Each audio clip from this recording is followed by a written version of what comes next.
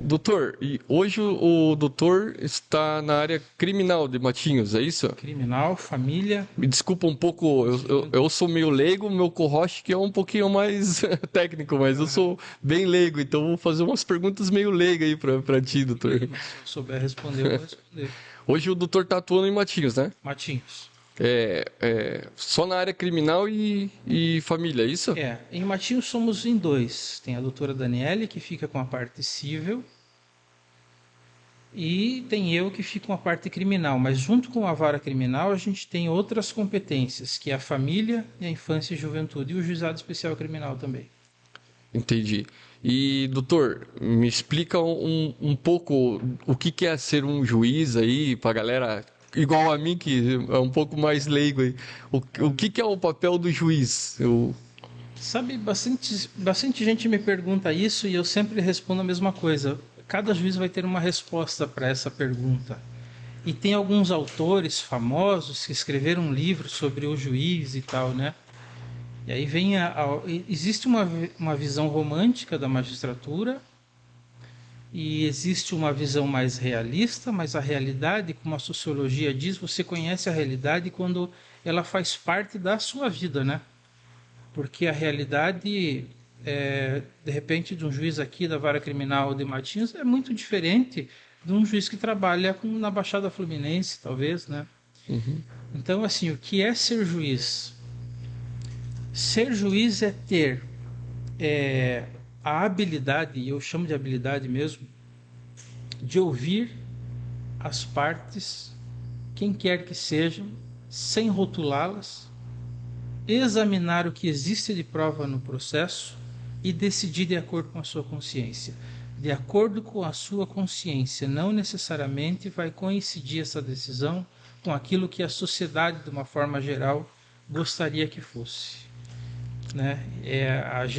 O magistrado, ele se vê às vezes em situações que são revoltantes até para a população, mas que infelizmente não se produziu a prova. E se não se produziu a prova, nós temos o dever de absolver. Né? Eu já tive casos de passeata em razão de fatos que a pessoa não era nem caso de condenação, absolvição, mas prisão preventiva, né? Tem requisitos, né, para isso. O juiz não prende porque ele quer ou solta porque ele quer. Existem requisitos, é a lei é que quer.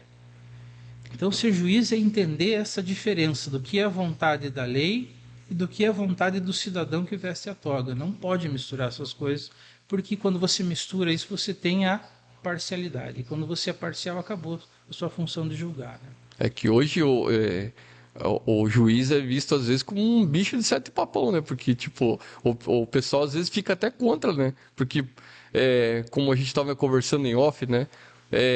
A polícia vai lá, prende, e daí tem uma audiência de custódia ali rápido e novamente o humilhante está lá na rua, né? O suspeito está lá na rua praticando os mesmos delitos, né? Então é isso que o pessoal às vezes fica. Até gostaria, né, de Sim. que o doutor explicasse um pouco mais para o pessoal entender essa. Olha, isso eu explico, mas é difícil de entender.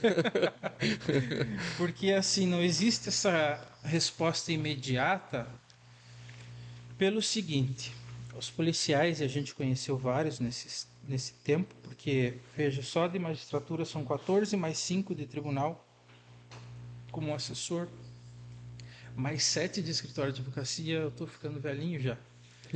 Né? E é sempre a gente nota que os questionamentos e as inquietudes das pessoas são sempre as mesmas. Mas veja, por que é, afinal de contas, que o juiz solta? Porque juiz, em primeiro lugar, ele não está lá para prender, ele está lá para examinar requisitos legais.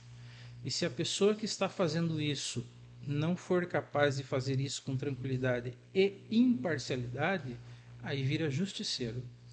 E eu sei que a população gostaria de ter juízes justiceiros.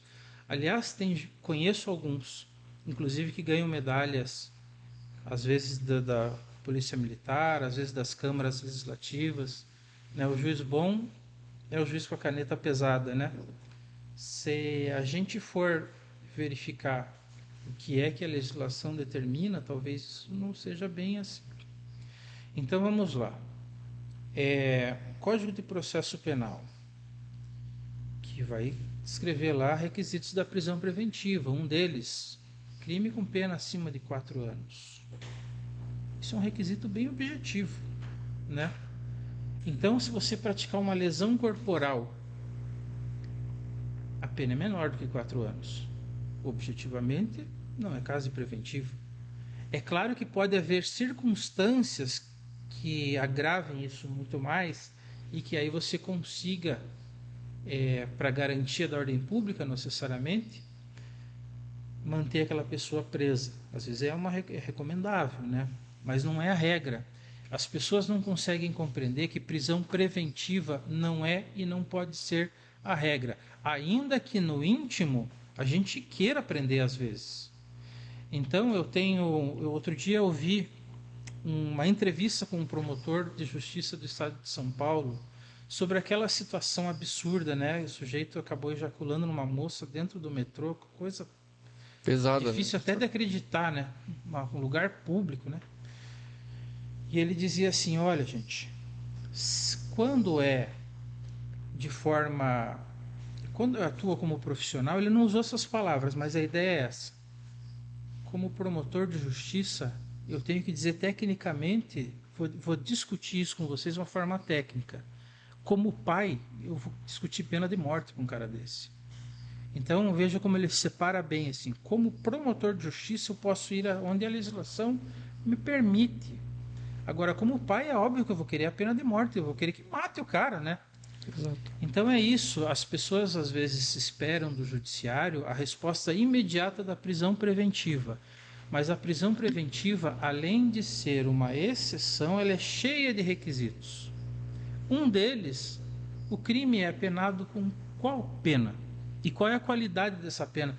Se a pena for de detenção, por exemplo, é complicado a gente explicar tudo isso para as pessoas que nos ouvem, mas tem qualidades de pena. Então tem uma pena mais fraca, que é a detenção, e uma pena mais forte, que é a reclusão. Se for detenção, você nem fala em prisão preventiva. E às vezes a pessoa que está incomodando a sociedade, ela pratica pequenos delitos que não são passíveis de prisão. Mas é a vontade do juiz? Não, é a vontade da lei. Por isso que às vezes o judiciário sofre críticas, porque ele não está correspondendo ao anseio da população. E é por isso que eu sou contra no Brasil, como tem nos Estados Unidos, a eleição para juiz. Porque no Brasil, com as características nossas, a partir do momento que o juiz precisa do seu voto, ele tende a fazer o que você quer. Aí não existe mais garantia para ninguém, né? Então, é uma questão de dele. propaganda, né? Exatamente. E aí, aquele juiz que ganha medalha porque prende todo mundo vai se eleger sempre, né? Ah, mas é isso que a população quer? Bom, então aí tem que escolher parlamentares que materializem isso o quanto possível no Congresso Nacional. Porque a lei ampara o trabalho do juiz. Hoje, a lei, e a gente entende, tem toda uma discussão de direitos humanos, tem uma ideia linda atrás disso. Mas a legislação é muito mais uma garantia individual, que é para aquela pessoa que cometeu o crime, que vai ser submetida ao rigor do Estado, do que coletiva. A verdade é essa. No direito penal brasileiro, o direito penal em si já é uma garantia para o cidadão, mas para o cidadão infrator para o cidadão infrator. E é isso que a população não se conforma. E é isso que o juiz não pode alterar, porque senão o juiz estará legislando sem ter mandato para isso. O ativismo judicial que a gente tem visto no judiciário é exatamente isso. É o juiz fazendo lei.